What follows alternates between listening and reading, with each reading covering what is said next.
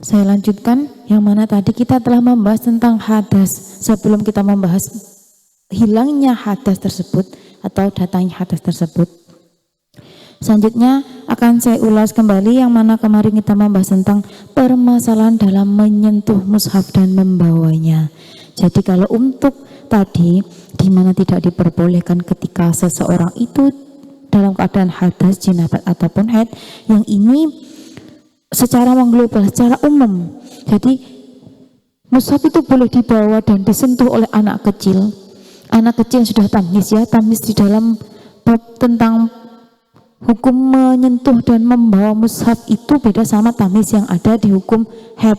Kalau tamyiz di hukum haid kan darah, mohon maaf, yang itu bisa membedakan darah kuat tidak boleh lebih dari 24 hari dan seterusnya. Kalau di tamyiz tentang hukum membawa dan menyentuh mushaf itu adalah ketika nanti anak kecil itu bisa membedakan mana yang benar dan mana yang salah, seperti itu. Itu nanti anak kecil diperbolehkan menyentuh dan membawa mushaf dengan tujuan lil madrasati atau belajar, itu hukumnya boleh menurut Imam Ibnu Hajar dan Imam Romli. Jadi dua imam ini sepakat, Imam Ibnu Hajar dan Imam Romli mengatakan boleh bagi anak kecil untuk menyentuh dan membawa mushaf dengan tujuan belajar. Akan tetapi kalau menurut Imam Mahromah itu nanti boleh membawa dan menyentuhnya meskipun tidak bertujuan untuk belajar. Jadi semisal kalau untuk TPQ seperti itu, madrasah seperti itu kan masih banyak ya anak-anak kecil. Itu nanti boleh kalau dua imam yang awal, yaitu tadi Imam Ibnu Hajar dan Imam Romli. Sedangkan kalau menurut Imam Mahromah itu boleh menyentuh dan membawanya meskipun tidak bertujuan untuk belajar. Jadi semisal itu anak bawanya cuma diheteng sana ateng sini, cuma dipegang-pegang, kayak dibuat mainan semacam itulah, cuma dibawa sana, dipindah sini. Kan misalnya anak kecil suka ya pindah-pindah barang seperti itu. Itu kalau menurut Imam Mahromah boleh. Tapi kalau menurut dua imam yang awal itu boleh ketika nanti ada tujuannya untuk belajar. Kemudian nanti ketika kita memiliki Al-Quran, yang kedua yaitu tentang sampulnya mushaf gitu. Semisal kadang kan ada Al-Quran yang mana tuh sampulnya depan udah copot, itu nanti boleh nggak kita menyentuh bagi kita yang tidak dalam keadaan suci? Itu hukumnya boleh ketika nanti memang sampul itu udah terlepas, asli terlepas loh ya, bukan cuma masih menyatu meskipun sedikit, bukan sobek setengah, bukan, memang itu sampul sama mushaf sudah terlepas, itu boleh. Dan jika nanti itu digunakan untuk kitab lain, misal itu tuh sampul mushaf, tafsir Al-Quran misal gitu, atau Al-Quran biasa udah terlepas kemudian digunakan untuk menyamak kitab lain, kitab ya bukan mushaf, maksudnya kayak semisal kitab abadi fikih seperti itulah, atau kitab lain tafsir Jalalain apalah seperti itu nanti boleh kita menyentuh sampul itu karena dia sudah terlepas dari mushafnya. Begitu juga ketika nanti adanya mushaf, kalau mushaf itu dijilid ya, dijilid bareng dengan yang lain, semisal kan ada ya Al-Quran yang kecil, dia biasanya tuh kecilnya cuma setelapak tangan, ukuran setelapak tangan, kemudian dia dipecah menjadi 5 juz, ada yang 2 juz, biasanya untuk orang-orang tahfidz seperti itu.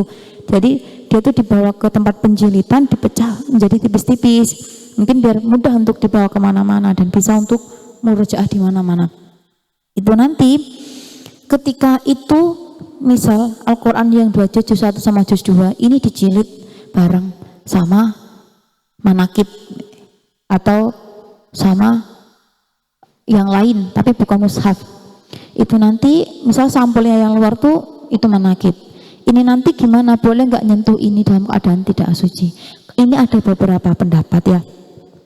Untuk menyentuh sampul mushaf ini yang bersertaan dengan selainnya mushaf itu nanti, atau yang di depan tuh mushafnya, sampul mushaf itu nanti ketika sudah bersertaan dengan selain mushaf, maka ini nanti ada beberapa pendapat di mana Imam Ibnu Hajar mengatakan tidak boleh menyentuhnya dari segala arah, entah itu mau dari arah mushafnya, mau dari arah kulitnya, dari sampulnya, itu tidak boleh. Tapi kalau menurut Imam Romli itu boleh dari arah mushafnya. Sedangkan menurut Imam Bahrohmah itu boleh dari segala arah, seperti itu. Selanjutnya ketika nanti orang hadas, kan hukum dasarnya orang hadas tadi tidak boleh menyentuh dan membawa mushaf, kecuali tadi pas keadaan tadi diniatkan membawa barang, membawa mushaf, itu hukum dasarnya kan tidak boleh. Kemudian di aturan yang keempat, dalam tata cara membawa mushaf dan menyentuhnya, itu boleh untuk orang hadas membawa Al-Quran ketika dalam keadaan darurat. Daruratnya yang seperti apa, sampai batasan mana? Ketika nanti dia tidak mengambil Al-Quran tersebut, dikhawatirkan akan terbakar. Semisal dia lewat di suatu toko atau di jalanan, itu tempat penjualan Al-Quran, kemudian dia tidak memiliki wudhu atau malah dia posisinya haid, itu nanti dia boleh untuk mengambil Al-Quran seketika, dimana yang hukumnya itu tidak boleh dipertemukan dengan keadaan seperti ini hukumnya menjadi boleh, bahkan malah wajib. Karena apa? Ditakutkan nanti Al-Quran itu terbakar, atau enggak seperti lagi ketika nanti takut Al-Quran itu terhinakan, misal di luar negeri ketika kalian jalan-jalan, misal seperti di Jerman, kan itu minoritas, mayoritasnya kan non-Islam. Itu ketika nanti ada Al-Quran jatuh, posisi kalian sedang udzur, haid atau tidak memiliki wudhu, itu nanti wajib untuk diambil, karena mereka yang bukan non-Islam dia nggak akan mengutamakan itulah, nggak tahu ini tuh kitab suci yang harus dimuliakan, mereka nggak tahu. Jadi daripada nanti dia terinjak-injak dengan orang yang lewat, kalian wajib untuk mengambilnya. Kemudian yang terakhir yaitu ketika nanti adanya Al-Quran itu, bukan yang terakhir, ini masih yang kelima. Ketika adanya Al-Quran nanti itu bersamaan dengan tafsirnya, maka bolehkah kita menyentuh dan membawa tafsir ini? Contoh seperti tuh tafsir Ibnu Abbas, tafsir Jalalain, iya juga ada. Itu kan kitab-kitab kajian biasanya di pesantren atau di sekolah yang berbasis Islam, itu ada. Itu nanti hukumnya bagaimana? Boleh ketika nanti adanya kitab itu huruf tafsirnya lebih banyak daripada huruf Al-Qur'annya. Tapi ketika nanti adanya huruf tafsir dan huruf Al-Quran itu seimbang atau malah lebih banyak Al-Qurannya, maka hukumnya tidak boleh.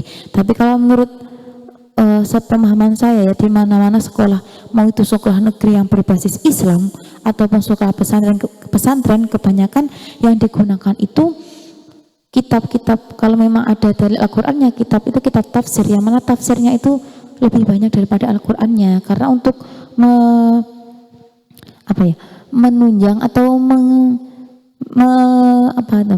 mengatasi atau menunjang lah ketika nanti adanya murid perempuan itu dia sedang mengalami udzur, jadi sekolahnya tidak absen, tetap ikut pelajaran gitu. Jadi kalau sekolah kalian seperti itu, menurut saya nggak perlu khawatir, karena dimana sekolah itu sudah mempertimbangkan dimana ini nanti murid itu tetap bisa ikut pelajaran meskipun dia mengalami udzur, jadi cari yang aman gitu loh.